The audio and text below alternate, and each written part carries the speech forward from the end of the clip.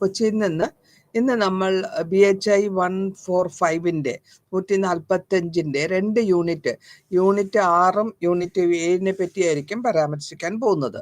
അപ്പോൾ ആറാമത്തെ യൂണിറ്റിൽ നമ്മൾ പല വിധത്തിലുള്ള പൊളിറ്റിക്കൽ സിസ്റ്റംസ്, യൂറോപ്പിലുണ്ടായിരുന്ന പൊളിറ്റിക്കൽ സിസ്റ്റത്തിനെ പറ്റിയും അതിനുശേഷം പോപ്പുലർ ആയിട്ടുള്ള അതോറിറ്റേറിയൻ നെപ്പോളിയൻ മൂന്നാമന്റെ കാലഘട്ടത്തിലും പിന്നെ ബിസ്മാർക്കിന്റെ എസ്റ്റാബ്ലിഷ് ചെയ്തെടുത്തുള്ള മാനിപ്പുലേഷൻസ് പാർലമെന്ററി സിസ്റ്റത്തിൽ വരുന്നതായിരിക്കും പറഞ്ഞു പോകുന്നത്. അപ്പോൾ 19-ാം നൂറ്റാണ്ടിൽ ആദ്യകാലത്തിൽ നമ്മളുടെ ബ്രിട്ടന്റെ കോൺസ്റ്റിറ്റ്യൂഷണൽ മൊണാർക്കി ഉണ്ടായിരുന്നതെന്ന് പതുക്കെ അത് ട്രാൻസ്ഫോമായി ഡെമോക്രാറ്റിക് ട്രാൻസ്ഫോർമേഷനിലേക്ക് കടന്നുപോയിക്കൊണ്ടിരിക്കുകയാണ്. അപ്പൊ ഇവിടെ അബ്സല്യൂട്ട് പവേഴ്സ് ആയിട്ടുള്ളതൊക്കെ കുറച്ച് ഇൻക്ലൈൻ ചെയ്ത് കോൺസ്റ്റിറ്റ്യൂഷണൽ ഗവൺമെന്റിലേക്കാണ് വരുന്നത്.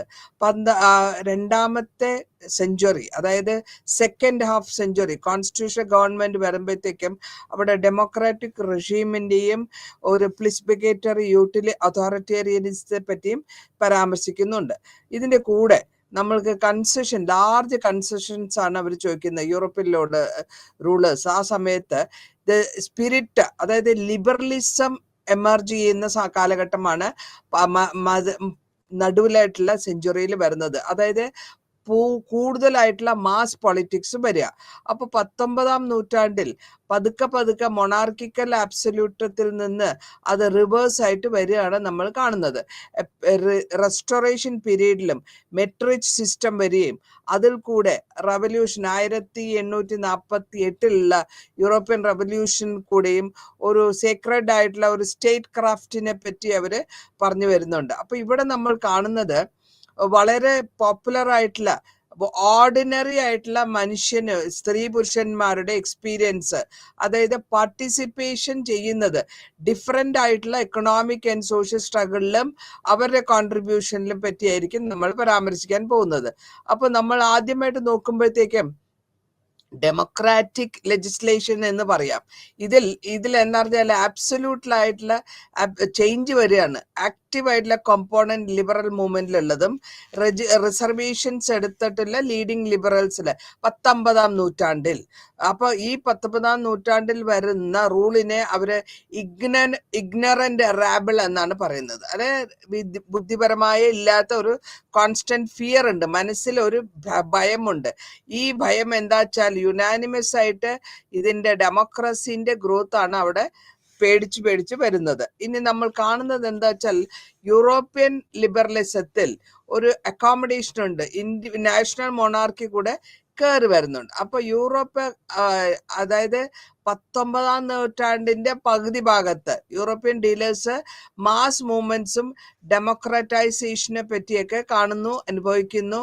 അതേമാതിരി ആ ഫ്രെയിം വർക്കിനുള്ളിൽ, അതായത് കോൺസ്റ്റിറ്റ്യൂഷൻ മൊണാർക്കിയില് നല്ലൊരു പ്രോഗ്രസും കാണുന്നുണ്ട്. ഇതേ കാലഘട്ടങ്ങളിൽ റഷ്യയിൽ എന്താ കൺസെഷൻ നടക്കണ വെച്ചാൽ അവിടെ മാനേജ് ചെയ്യുന്ന മുഴുവനും അവര് ഫൗണ്ടേഷൻസിന് വേണ്ടിയിട്ടാണ്.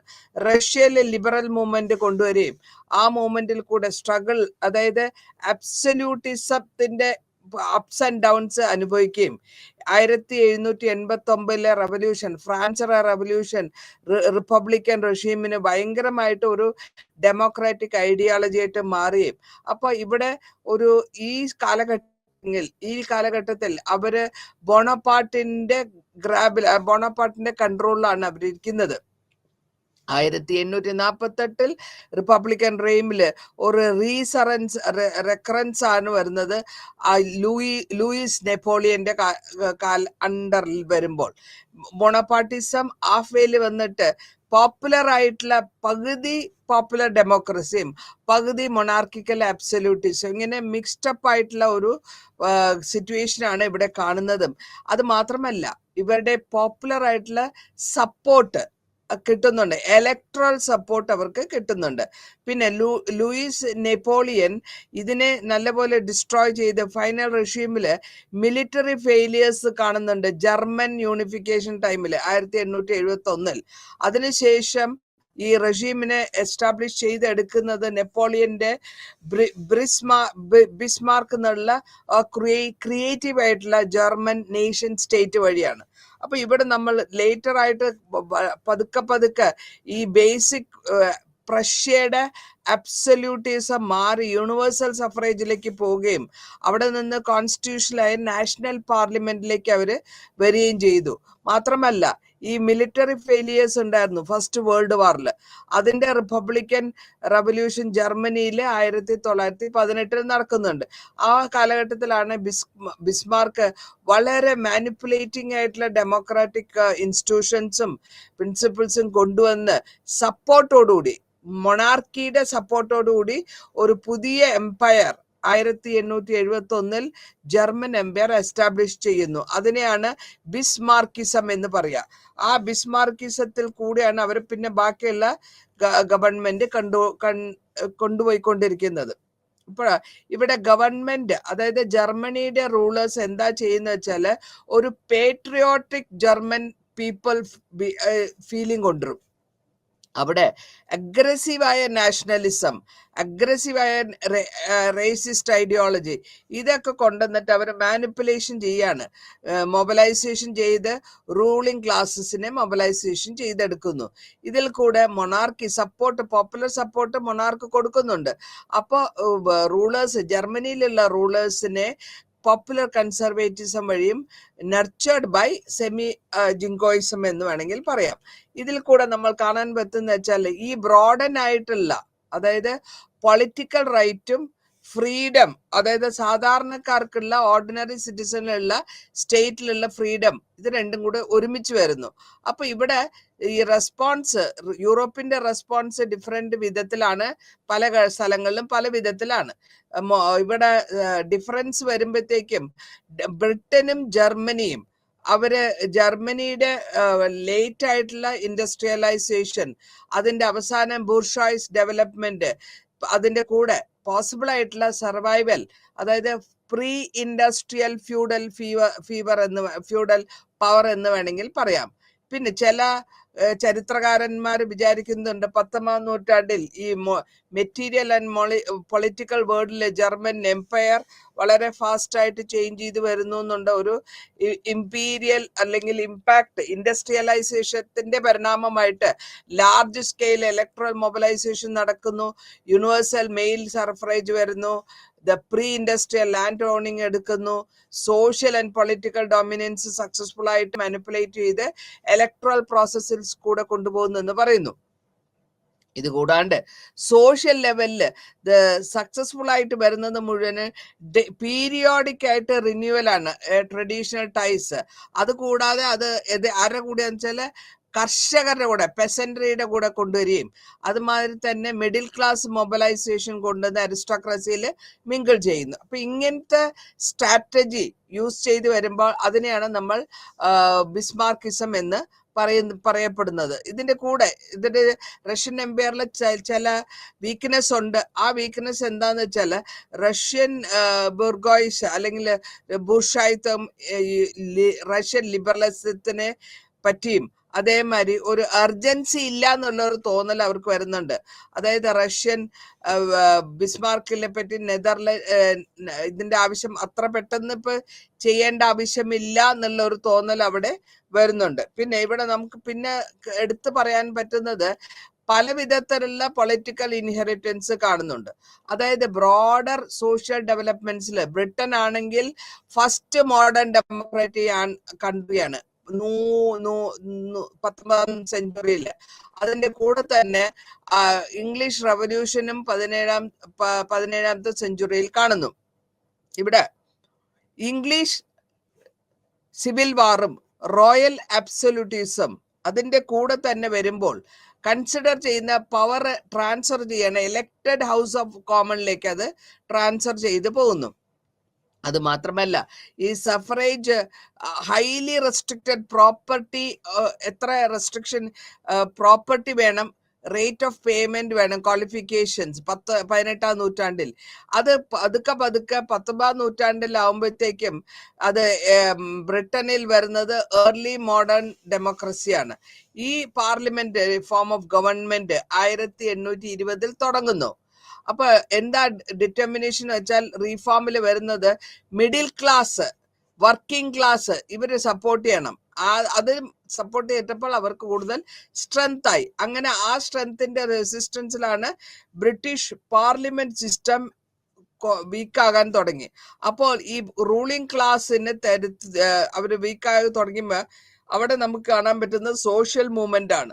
ഈ സോഷ്യൽ മൂവ്മെന്റില് ഏൾ ഗ്രേന്റെ മിനിസ്ട്രിയിൽ 1830 പവറിലേക്ക് വരികയും അവര് ഡിമാൻഡ് ചെയ്യുന്നത് secret ballot system. Secret ballot system വേണമെന്നുള്ള ഒരു അഭിപ്രായം വന്ന ശേഷം ഇവർക്ക് അത്ര പെട്ടെന്ന് അത് റിസോൾവ് ചെയ്യാൻ പറ്റുന്നില്ല. അപ്പോൾ ഫസ്റ്റ് വേർഷൻ വരുന്നത് പാർലമെന്ററി ഫോമില് വന്ന ബില്ലിനെ ഡിഫീറ്റ് ചെയ്യുന്നു.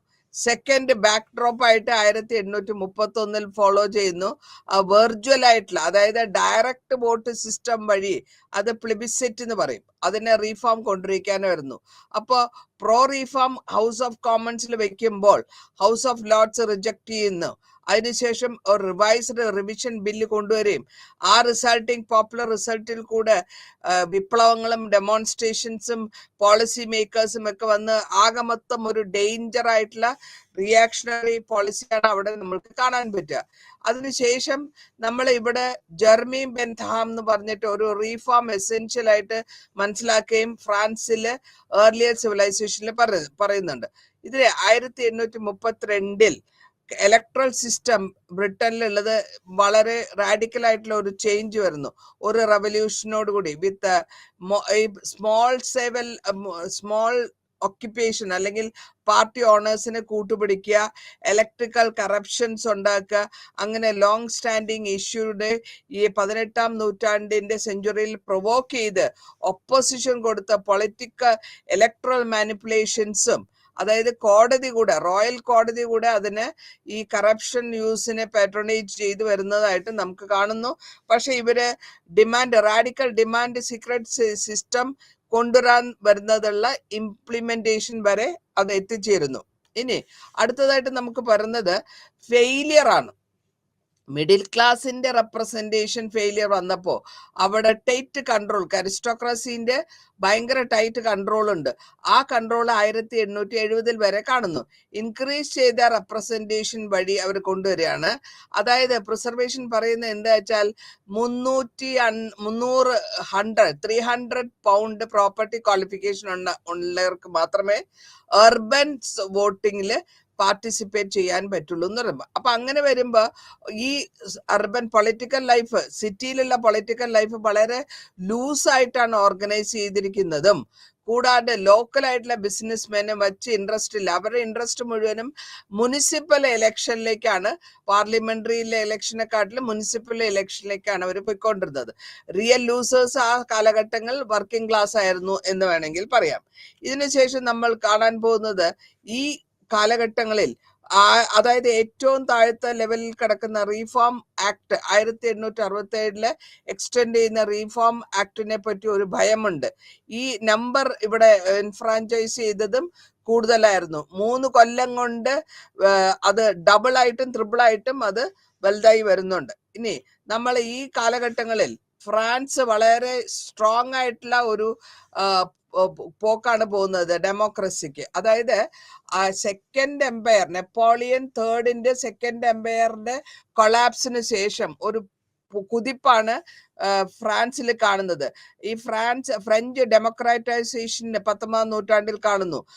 840 ഇംഗ്ലണ്ട് റിവൈസ് ചെയ്ത ആ പോളിസികളെ കൂടെ ഫ്രഞ്ച് പൊളിറ്റിക്സിൽ കൊണ്ടുവരുന്നു. ഓർലിയനിസ്റ്റ് എന്ന് പറഞ്ഞ ഒരു മൊണാർക്കിന്റെ ജസ്റ്റിഫൈ ചെയ്യുന്ന വിധത്തിൽ പോപ്പുലർ സപ്പോർട്ടോടുകൂടി അത് മാറ്റിയ ഗവൺമെന്റിന് മാറ്റാണ് 1848 ഈ റവല്യൂഷൻ എസ്റ്റാബ്ലിഷ്മെന്റ്. അതായത് സെക്കൻഡ് റിപ്പബ്ലിക്കിന് ഇന്റേണൽ കോൺഫ്ലിക്ട്സ് ഉള്ളത് കൊണ്ട് തന്നെ അത് റിസൾട്ട്, ഇലക്ഷൻ വരുന്ന റിസൾട്ടും നെവ്യൂ ആയ ബോണപ്പാർട്ടിന്റെ നെവ്യൂ ആണ് പ്രസിഡന്റ് ആയിട്ട് വരുന്നത് ഈ റിപ്പബ്ലിക്കിന്റെ.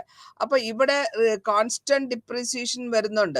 അതായത് ഈ ബോണപ്പാർട്ടിസ്റ്റായ എൻജോയ് ചെയ്ത പോപ്പുലർ സപ്പോർട്ടും ഇഫക്റ്റീവ് ആയിട്ടുള്ള ഓർഗനൈസേഷൻ നെറ്റ്വർക്കും കൂടെ വന്നിട്ട് ഈ മൊണാർക്കിന്റെ പ്രസിഡൻഷ്യൽ കാൻഡിഡേറ്റിന്റെ തോൽപ്പിക്കാൻ പറ്റുകയും ലൂയിസ് നെപ്പോളിയൻ ഡിഫീറ്റ് ചെയ്ത്, അതായത് റിപ്പബ്ലിക്കൻ പാർട്ടിയുടെ കെവനിക്കിനെ ഈസി ആയിട്ട് തോൽപ്പിക്കുന്നു. ആ തോൽപ്പിക്കൽ വഴി ബോണപ്പാർട്ടിന്റെ വളരെ ലീഡറായിട്ടുള്ള ഒരു ലീഡർഷിപ്പ് ക്വാളിറ്റി അവിടെ കാണിക്കുകയും അത് മാത്രമല്ല അവർക്ക് നല്ല സപ്പോർട്ടുണ്ട്, കർഷകരുടെ നല്ല സപ്പോർട്ടും കിട്ടുന്നുണ്ട്. നെപ്പോളിയന്റെ സപ്പോർട്ട് ഈ ഇലക്ഷനിൽ, അതിനുശേഷം നെപ്പോളിയൻ തേർഡിന് വളരെ കാര്യമായിട്ടുള്ള ഒരു ഡിക്റ്റേറ്റർഷിപ്പ് ഫ്രാൻസിൽ നടത്താനും മാസായ പൊളിറ്റിക്സ് വഴി വളരെ ലെജിറ്റിമസി കിട്ടുകയും ചെയ്യുന്നുണ്ട്. ഇനി എന്താണ് ബോണപ്പാർട്ടിസം എന്ന് നോക്കാം.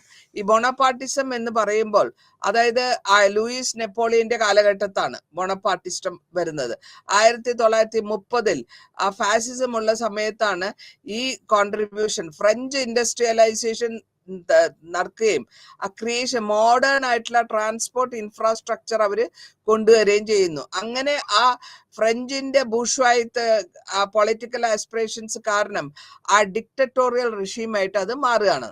അപ്പോൾ ഈ പേഴ്സണൽ പവർ നെപ്പോളിയൻ മൂന്നാമന്റെ ഡിക്റ്റേറ്റർഷിപ്പിലേക്ക് പോകുന്ന പോക്കിൽ ഈ ഫണ്ടമെന്റൽ ലെവലിൽ കണ്ടിന്യൂസ് ആയിട്ടുള്ള റീഇൻഫോഴ്സ്മെന്റ്, അതായത് അതോറിറ്റി കൂടുതലായി ഡയറക്റ്റ് ആയിട്ട് അപ്പീൽ ചെയ്യണം സാധാരണക്കാരോട്, ജനങ്ങളോട്, പ്രഭകളോട്.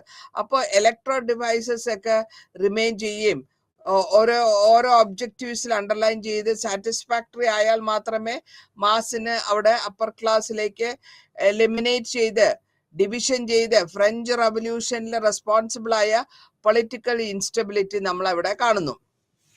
കൂടാണ്ട് ഈ സിമിലാരിറ്റീസ്, അതായത് സ്ട്രൈക്കിംഗ് ആയിട്ടുള്ള സിമിലാരിറ്റീസ് കണ്ടീഷൻസ് വരുന്നത് എന്താന്ന് വെച്ചാല് സെക്കൻഡ് എംപയറിൽ, അതായത് പുതിയ ഫാസിസ്റ്റ് റെഷീമിന് തുടങ്ങുന്നതിന് മുമ്പ് ഈ സെക്കൻഡ് എംപയറിന്റെ റെസ്പോൺസ് കാണുന്നത് പൊളിറ്റിക്കൽ ക്രൈസിസ് എന്തൊക്കെയാണോ അവിടെ ഉള്ളത് അത്, പിന്നെ ഇൻസ്റ്റബിലിറ്റിയെ പറ്റിയുള്ള ഒരു ഭയം, അത് മാത്രമല്ല എസ്റ്റാബ്ലിഷ്മെന്റ് ചെയ്യാൻ പോകുന്നു, അതോറിറ്റേറിയൻ റെജീം വരാൻ പോകുന്നു, പോപ്പർ റാറ്റിഫിക്കേഷൻ വരാൻ പോകുന്നു. ഇങ്ങനത്തെ ഒരു കാലഘട്ടത്തിൽ കൂടിയാണ് യൂറോപ്പ് 20ാമത്തെ സെഞ്ചുറിയിൽ പോയിക്കൊണ്ടിരിക്കുന്നത്. അപ്പൊ അതോറിറ്റി, അതായത് എംപററിന്റെ ലെജിറ്റിമേറ്റ് ആയിട്ടുള്ള ഡെമോക്രാറ്റിക് അതോറിറ്റി, പിന്നെ നെപ്പോളിയൻ മൂന്നാമന്റെ commitment safeguard the public order, അതേമാതിരി തന്നെ റാക്ടിഫിക്കേഷൻ ചെയ്യുന്നുണ്ട്. അപ്പൊ ഈ സ്ട്രാറ്റജി യൂസ് ചെയ്തത് ഇമ്പോർട്ടന്റ് എലിമെന്റ് ആണ് ബോണപ്പാർട്ടിസത്തിന്റെ. എനേബിൾ ചെയ്യുന്നത് എന്താണ്? നെപ്പോളിയൻ മൂന്നാമനെ റെഡ്യൂസ് ചെയ്ത് സിസ്റ്റമാറ്റിക്കലായിട്ട് പവേഴ്സ് റെപ്രസെന്റേറ്റീവ് അസംബ്ലീസ് റെഡ്യൂസ് ചെയ്യും, ടാക്ട്ഫുൾ ആയിട്ട്, വളരെ ടാക്ട്ഫുൾ ആയിട്ട് പോപ്പുലർ ആയിട്ടുള്ള സോവറിനിറ്റിയും സ്ട്രോങ് അതോറിറ്റേറിയൻ സെൻട്രലൈസ്ഡ് ഗവൺമെന്റ് ഉണ്ടാക്കുന്നു. ഇപ്പൊ നെപ്പോളിയന്റെ ഉദ്ദേശം പ്രസിഡന്റിയൽ ഇലക്ഷൻ 1848 അതിൽ ഏറ്റവും കൂടുതൽ മൊണാർക്കിസ്റ്റും റിപ്പബ്ലിക്കൻ വെറൈറ്റീസുമായിട്ടുള്ള ലൂയിസ് നെപ്പോളിയൻ ആണ് വരുന്നത്. ഇനാക്ട് ചെയ്യുന്നത് ബോണപ്പാർട്ടിസ്റ്റ് റെഷീമാണ് 1790. പ്രൊട്ടക്ട് ചെയ്തെടുക്കുകയാണ് ആസ് എ ലീഡർ, ഇപ്പോഴത്തെ പാർട്ടി കോൺഫ്ലിക്ട്സിന്റെ ലീഡർ. അങ്ങനെ റീഎസ്റ്റാബ്ലിഷ് ചെയ്ത് പൊളിറ്റിക്കൽ സോഷ്യൽ ഓർഡറും അതേമാതിരി തന്നെ ഇവരെ സ്ട്രെങ്തൻ ചെയ്യുന്നു. സോഷ്യൽ പവർ കാത്തലിക് ചർച്ച് വഴിയും ഇംപ്രസീവ് ആയിട്ട് അവരെ ലെഫ്റ്റ് വിങ് ആക്ടിവിറ്റീസ് കൂടെ അവര് സ്ട്രെങ്തൻ ചെയ്തെടുക്കുന്നു. പിന്നെ എല്ലാ മെഷേഴ്സും എടുത്തിട്ടുള്ള ഇനീഷ്യേറ്റീവ്സ് എല്ലാം മൊണാർക്കിന്റെ മെജോറിറ്റിയിൽ ഫ്രഞ്ച് പാർലമെന്റിനെ എൻഷുർ ചെയ്തെടുക്കുമ്പോൾ ഇവിടെ വീഡ് ഔട്ട് ചെയ്യുന്നത് റേഷ്യൽ ഒപ്പോസിഷനാണ്. ഇത് മാത്രമല്ല ആങ്സൈറ്റി, ഫ്രഞ്ച് ഒഫീഷ്യൽസിന് സീക്രട്ട് പ്ലോട്ട്സ് ഉണ്ട്, സീഷർ പവർ എടുത്തു പോകുന്നുള്ള ഒരു ഭയം കൂടെ ഉണ്ട്. ഇവിടെ പ്രസിഡന്റിന്റെ ക്രിയേഷൻ, അതായത് പെർമനന്റ് ഫ്രെയിം വർക്ക് എന്ന് പറയും. ഇതിൽ കൂടെ second term for the president, അതായത് ലൂയിസ് നെപ്പോളിയനെ എൻകറേജ് ചെയ്യുന്നു. ഈ എൻകറേജ് ചെയ്യുമ്പോൾ കാലഘട്ടത്തിൽ അവര് കൂപ്പ്, അതായത് 1885 മിലിറ്ററി കൂപ്പിന്റെ ഒരു പൊസിഷനിലേക്ക് കൊണ്ടുവരികയും ആന്റി റിപ്പബ്ലിക്കൻ ക്യാരക്ടറിനെ പറ്റിയും റെപ്രസെന്റേറ്റീവായ കൺസർവേറ്റീവ് സിമ്പതിനെ പറ്റിയും ഒക്കെ പവർ കയ്യിലെടുക്കാൻ വേണ്ടിയിട്ട് ഇത് യൂട്ടിലൈസ് ചെയ്തെടുക്കുകയാണ് അവർ ചെയ്യുന്നത്. അതിനുശേഷം പ്രസ് സബ്ജക്ട് ചെയ്യുന്നു, വളരെ സ്ട്രോങ് ആയിട്ട് പ്രസ്സിനെ റിഗറസ് കൺട്രോൾ ചെയ്യും. 20-ാം തീയതി ഡിസംബർ 1855 ഒരു പ്ലെബിസിറ്റി നടത്തുകയും അതിൽ കൂടി authority of the president coercive measures എത്രയും കൂടുതൽ എംപ്ലോയ്മെന്റ് ചെയ്യാൻ പറ്റുമോ അത്രയും ചെയ്യുക. അപ്പൊ ഇവിടെ നമ്മൾ കാണുന്നത് റഷീമില് ക്രൂഷ്യൽ ആയിട്ടുള്ള പൊളിറ്റിക്കൽ ഡിസിഷൻസും പോപ്പുലർ മൊബിലൈസേഷനും സപ്പോർട്ട് കിട്ടുന്നുണ്ടെന്നുള്ളതാണ് വരുന്നത്. ഇനി സെക്കൻഡ് എംപയറിന്റെ എസ്റ്റാബ്ലിഷ്മെന്റ് സമയത്ത് അവിടെ ഒരു ചേഞ്ചസ് ക്രിയേറ്റ് ചെയ്യാൻ വേണ്ടി സ്ട്രോങ് ആൻഡ് സ്റ്റേബിൾ ഗവൺമെന്റിന് വേണ്ടിയിട്ട് ഒരു പോപ്പുലർ സോവർണിറ്റി കൊണ്ടുവരുന്നുണ്ട്. അതിനെയാണ് ലെഗസി ഓഫ് ദ റിപ്പബ്ലിക് എന്ന് പറയുന്നു. അപ്പൊ ഇവിടെ പാർലമെന്ററി ഇൻസ്റ്റിറ്റ്യൂഷൻസിൽ റീകൺസ്ട്രക്ഷൻ ചെയ്ത് ക്രിയേറ്റ് ചെയ്തെടുക്കുന്നത് നോമിനേറ്റഡ് ആയിട്ടുള്ള സെനറ്റേഴ്സെയാണ് ഫോർ ലൈഫ് ടൈം. അവരെയാണ് ഇൻഫ്ലുവൻഷ്യൽ ക്ലാസ്സസ് എന്നാണ് എടുത്തിട്ട് അവരെ സെലിബ്രേറ്റ് ചെയ്യുന്നു. അപ്പൊ ഇതിന്റെ കൂടെ ലെജിസ്ലേച്ചറിലെ 260 മെമ്പേഴ്സിനെ കൂടെ മാൻഹുഡിൽ നിന്ന് സഫറേജിൽ നിന്നും കൊണ്ടുവരുന്നു. ഇങ്ങനെ ഡെലിബറേറ്റ് ആയിട്ടുള്ള ലെജിസ്ലേറ്റീവ്സും ടാക്സേഷൻ പ്രപ്പോസൽസും എടുത്തു വരുമ്പോൾ എംപററിന്റെ പെറോഗേറ്റീവ് ആണ് അത്. ഇതിൽ കൂടെ അവരെന്താ ചെയ്യുന്നത്, ഫെയർ ഡിഗ്രി ഇംപ്രൂവ്മെന്റ്, ലൈഫ് സ്റ്റാൻഡേർഡും എക്കണോമിക് മോഡേണൈസേഷനും എടുത്ത് കൊണ്ടുവരുന്നു. പൊളിറ്റിക്കൽ സിസ്റ്റത്തില് ഇവര് സെൻട്രലൈസ് ചെയ്തെടുക്കുന്നത് മൊണോലിത്തിക് ആയിട്ടുള്ള ഒരു പ്രൊപ്പോർഷനാണ്. ഇവിടെ പ്ലീബറ്റിക് ഇലക്ഷനില് ഡിസ്ട്രക്റ്റീവ് ആയിട്ടുള്ള സിസ്റ്റമാണ് ഒഫീഷ്യൽ കാൻഡിഡേറ്റ് എന്ന് പറയും. ഈ ഒഫീഷ്യൽ കാൻഡിഡേറ്റിന്റെ ഹോസ്റ്റിലിറ്റിയും അതേമാതിരി ഇലക്ഷൻസ് വരുമ്പോൾ ട്രസ്റ്റ് വർത്തി ആയിട്ടുള്ള ആൾക്കാർ വേണം. അപ്പൊ അങ്ങനെ 1860 ഒരു ചേഞ്ച് അവിടെ കാണാൻ പറ്റുന്നു ലിബറൽ എംപയറിൽ. ഇങ്ങനെ ഈ റെസ്ട്രിക്ഷൻസ്, വലിയ റെസ്ട്രിക്ഷൻസിൽ കൂടെ പബ്ലിക് മീറ്റിംഗ്സും ന്യൂസ് പേപ്പേഴ്സും എല്ലാം മാറ്റി നിർത്തി ഒരു കൊല്ലത്തേക്ക് 10 കൊല്ലത്തേക്ക് ഡെക്കേഡിന്. അതിന്റെ മൂവ്മെന്റ് 1860 നമുക്ക് കാണാൻ പറ്റുന്നത് റൈറ്റ് ആൻഡ് ഇൻഡിപെൻഡന്റ് ഡിസ്കഷൻസ് നടത്തുന്നതിനെ പറ്റി. ഇനി ജർമ്മൻ ഗ്രേറ്റർ പാർലമെന്ററി കൺട്രോള്, അതായത് പാർലമെന്ററിനെ ബഡ്ജറ്റിലാണ് അവര് പിടിച്ചു നിർത്തുന്നത്. ആ പാർലമെന്ററി ഇൻഫ്ലുവൻസിൽ റഷീമിന് വളരെ ടോളറന്റ് ആയിട്ടുള്ള പ്രസ് മീറ്റിങ്ങും പബ്ലിക് മീറ്റിംഗ്സ് ഒക്കെ വരികയും അതിൽ കൂടെ ലിബറലൈസേഷൻ വളരെ ലാർജ് സ്കെയിലിൽ അവർ കോൺഫിഡൻസ് സ്റ്റെബിലിറ്റി എടുക്കാനായിട്ടും ലിബറൽ ഓപ്പോസിഷൻ കൊണ്ടുവരുന്നു. അങ്ങനെ റിസൾട്ട് എന്താവും, 1863 മെയില് ക്ലിയർ പോയിന്റേഴ്സ്, അതായത് ലിബറൽ ഓപ്പോസിഷൻ റെൻഡറിങ് ചെയ്തിരുന്ന ഗവൺമെന്റ് മാനേജ്മെന്റിനെ ഇൻഎഫക്റ്റീവ് ആക്കുക, ഡിഗ്രി. അതിന് മാത്രമല്ല ഇവിടെ ഒഫീഷ്യൽ കാൻഡിഡേറ്റ് സപ്പോർട്ട് റിഗാർഡ് ചെയ്യുന്ന സപ്പോർട്ടീവ് സപ്പോർട്ട് കൊടുത്ത് കൗണ്ടർ പ്രൊഡക്റ്റീവ് ആക്കുക. അങ്ങനെ അതിനുശേഷം നമ്മൾ കാണുന്നത് ഈ ഇലക്ഷന് ശേഷം ഡിമാൻഡ് എന്തിനു വേണ്ടിയിട്ടാ, റെസ്പോൺസിബിൾ ആയിട്ടുള്ള ഒരു ഗവൺമെന്റ് വേണമെന്നുള്ള ഒരു ഡിമാൻഡ് വരുന്നു. ആ ഡിമാൻഡിൽ കൂടെ മാത്രമല്ല അതിൽ നല്ലൊരു വർക്കിംഗ് റിലേഷൻഷിപ്പ്, പാർലമെന്റുമായിട്ടുള്ള നല്ലൊരു വർക്കിംഗ് റിലേഷൻഷിപ്പ് വരണമെന്ന് ആ ഡിമാൻഡ് വരുന്നു.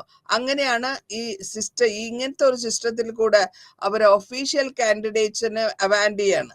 1870 ഇതിലെ പിന്നെ പുതിയൊരു സിസ്റ്റം കൊണ്ടുവരുന്ന അതിനാണ് new baptism to the Napoleonic dynasty എന്ന് പേര് കൊടുക്കുന്നു. ഈ സിറ്റുവേഷനിൽ കൊളാപ്സ് ആയ ഡെമോക്രാറ്റിക് സിസ്റ്റം നെപ്പോളിയൻ മൂന്നാമന്റെ ആ മിലിറ്ററി ഡിഫീറ്റ്, അതായത് ബാറ്റിൽ ഓഫ് സീഡനിൽ വെച്ചിട്ട് ഡിഫീറ്റ് ഫേസ് ചെയ്യേണ്ടി വരുന്നു.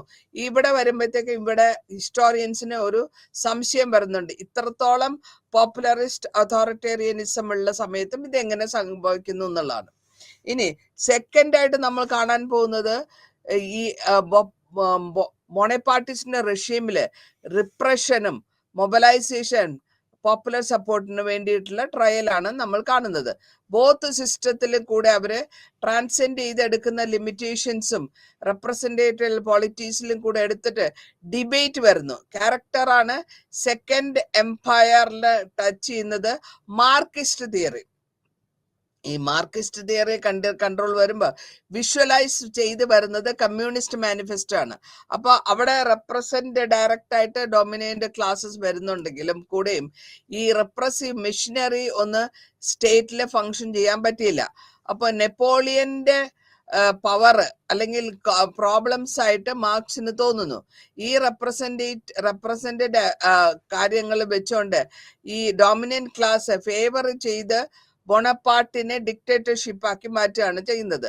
അപ്പോൾ ഈ റൂളിംഗ് ക്ലാസ് ഇൻട്രസ്റ്റ്, അവരുടെ ഉദ്ദേശം പ്രൊട്ടക്ട് ചെയ്യുക. ആരെ പ്രൊട്ടക്ട് ചെയ്യാൻ, റൂളിംഗ് ക്ലാസിനെ പ്രൊട്ടക്ട് ചെയ്യുക, സോഷ്യൽ ഇൻട്രസ്റ്റിനെ ഗ്യാരണ്ടി ചെയ്യുക, കോംപ്രമൈസ് ചെയ്ത് അതോറിറ്റേറിയൻ സ്റ്റേറ്റ് കൊണ്ടുവരാം. ഈ സൊല്യൂഷൻ ആർഗ്യുമെന്റ് ചെയ്ത് പൊളിറ്റിക്കൽ പവറിൽ കൂടെ അവര് അൺഅവോയ്ഡബിൾ ആയിട്ടുള്ള ഒരു അതോറിറ്റേറിയൻ പവറിലേക്ക് എത്തുകയാണ്. ഇനി അടുത്ത് നമ്മൾ പറയാൻ പോകുന്ന ബിസ്മാർക്കിസം എന്താണ്? ബിസ്മാർക്കിസത്തിൽ കൂടെ ജർമ്മനിയിൽ 19ാം നൂറ്റാണ്ടിൽ വളരെ പവർഫുൾ ആയിട്ടുള്ള ഒരു എക്സ്പീരിയൻസ് ആണ് നമ്മൾ കാണുന്നത്.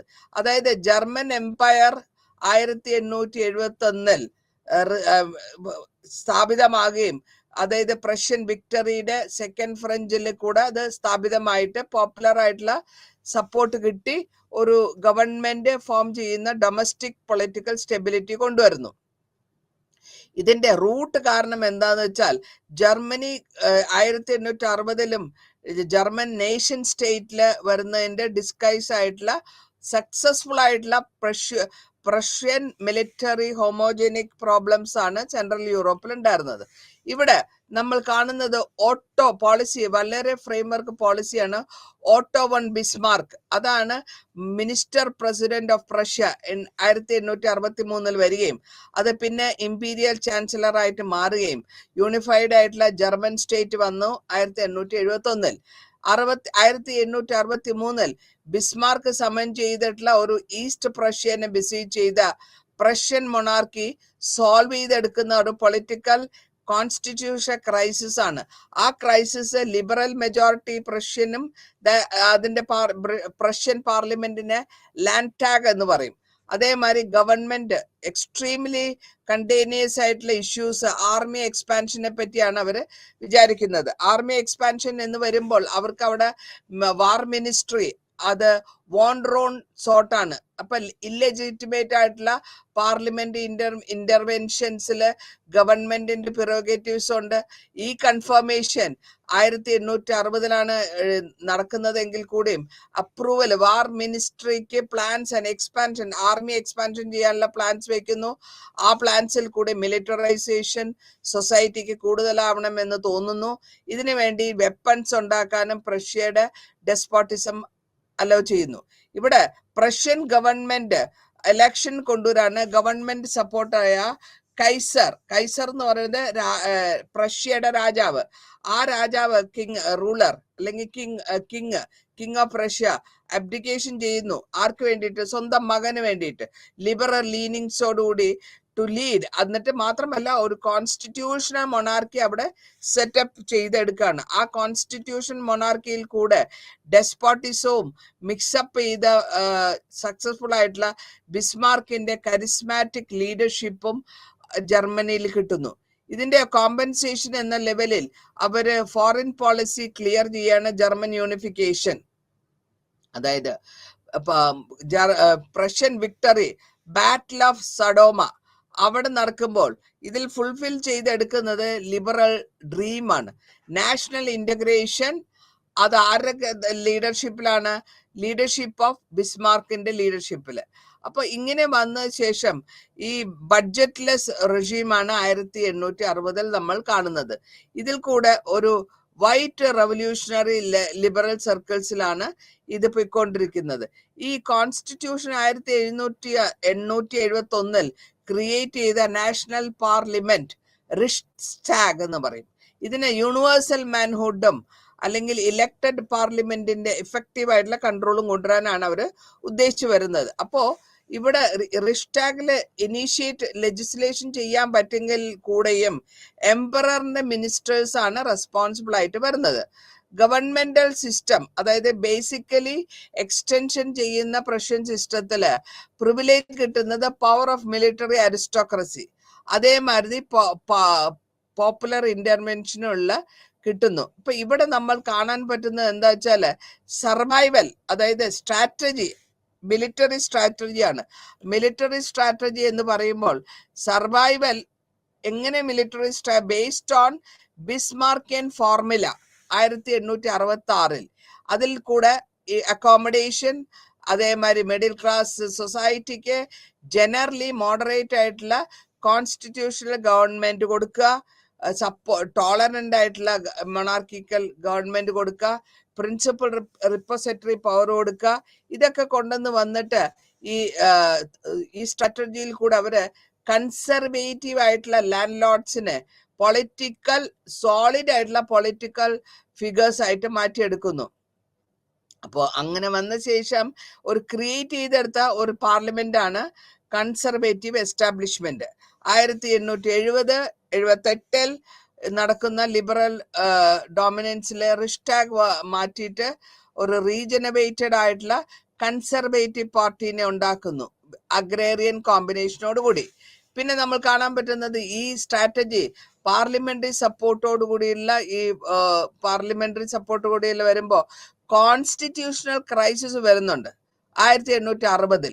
അതിൽ സക്സസ്ഫുൾ ആയിട്ടുള്ള ഫോറിൻ പോളിസിയിൽ കൂടെയും എല്ലാ ബിസ്മാർക്കിന്റെ state around the same time അതേമാതിരി തന്നെ ഇൻഡസ്ട്രിയൽ ആയിട്ടുള്ള അഗ്രേറിയൻ കോമ്പിനേഷൻ അഗ്രികൾച്ചറൽ കോമ്പിനേഷൻസും വരുന്നു. അപ്പോൾ ഇവിടെ ഈ കാലഘട്ടത്തിൽ ഒരു ഒപ്പീനിയൻ വരുന്നുണ്ട്, ജർമ്മൻ ഒപ്പീനിയൻ. ഹിസ്റ്ററീസ് പറയുന്നു ഹാൻസ് റിച്ച് ബിൽമർ ഓർ വോൾക്കർ വോഗൻ ഇവർക്കാണ് ഡിസയർ ആയിട്ടുള്ള ലെജിറ്റിമേറ്റ് ആയിട്ടുള്ള സ്റ്റേറ്റസ് കോ കൊടുത്ത് സക്സസ്ഫുൾ ആയിട്ടുള്ള എക്സ്പാൻഷനിസ്റ്റ് പ്രോഗ്രാം കൊണ്ടുവരാനായിട്ട് അവർ ഉദ്ദേശിക്കുന്നത്. ഇനി 1880 നമ്മൾ കാണുന്നത് ഡിഫെൻസീവ് സ്ട്രാറ്റജിയാണ്.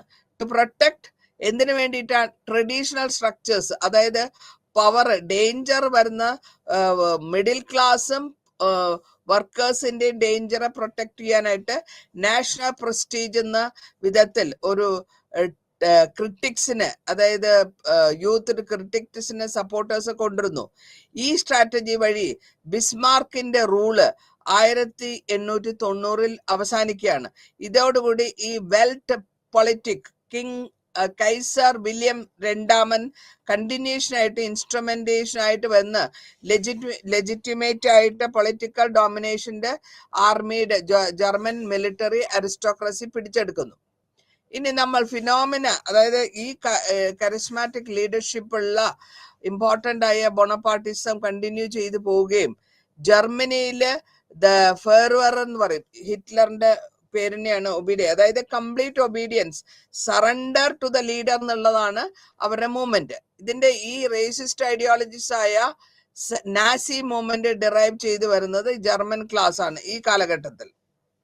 ഇനി സെൻട്രൽ ആയിട്ട് വരുമ്പോൾ അവിടെ അൾട്രാ നാഷണലിസ്റ്റ് മെന്റാലിറ്റി വരുന്ന സോഷ്യൽ ഡാർവിനിസം ട്രാൻസ്ഫർ ആയി ഹ്യൂമൻ സ്പിയർ ബയോളജിക്കൽ തിയറീസിലേക്ക് പോവുകയും അവിടെ നിന്ന് നാഷണൽ സെലക്ഷൻ അല്ലെങ്കിൽ ഈക്വൽ ആയിട്ടുള്ള സർവൈവൽ ഓഫ് ദ ഫിറ്റസ്റ്റ് എന്നുള്ള ആ കോൺസെപ്റ്റ് അവിടെ കൊണ്ടുവരുന്നു. ഇവിടെ നമ്മൾ കാണുന്ന ഡിഫറെന്റ് നേഷൻസ് അച്ചീവ് ചെയ്യുന്നത് ഡോമിനൻസ് വേൾഡിൽ പല വിധത്തിലാണെങ്കിൽ കൂടി ഫിറ്റ് ചെയ്ത് വരുന്നത് അംബീഷ്യസ് ആയ German സ്റ്റേറ്റിനാണ്.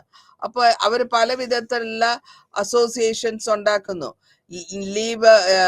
Navy league, colonial league, pan German league ഒക്കെ കൊണ്ടുവരികയും അതിനെ എസ്റ്റാബ്ലിഷ് ചെയ്തെടുക്കുകയും അതേമാതിരി തന്നെ വളരെ പാൻ ജർമ്മൻ ലീഗ് പോപ്പുലറൈസ് ചെയ്ത് നോഷൻ ഓഫ് ജർമ്മനൈസേഷൻ ഓഫ് യൂറോപ്പ് എന്നുള്ള ആ ഒരു സിസ്റ്റത്തിലേക്ക് എത്തുകയും ഇൻഫീരിയർ സാൽഫനിക് പീപ്പിൾ എന്നാണ് പറയാ, സിവിലൈസിങ് ദം, അല്ലെ അവർക്ക് ബുദ്ധിമുട്ട് കൊടുക്കുക എന്നുള്ളതാണ് ഇവരുടെ ഉദ്ദേശം.